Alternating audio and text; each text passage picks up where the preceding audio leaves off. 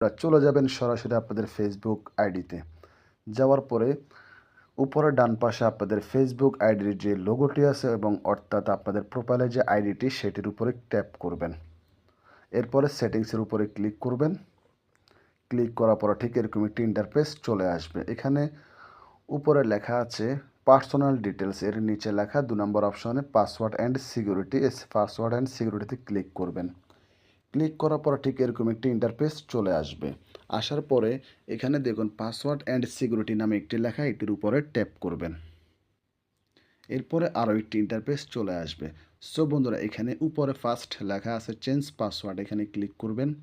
Click করার পর আপনারা যদি ইনস্টাগ্রাম ইউজ করেন, আপনাদের ফেসবুকের সাথে অ্যাড করা থাকে, তাহলে কিন্তু এখানে শো করবে। আর যদি ইনস্টাগ্রাম না চালান তাহলে এখানে শো করবে না। তাহলে সরাসরি আপনারা আপনাদের ফেসবুকের যে আইডিটি সেটির উপরে ক্লিক করবেন। ওকে, ক্লিক করার পরে আপনাদের যে ফেসবুক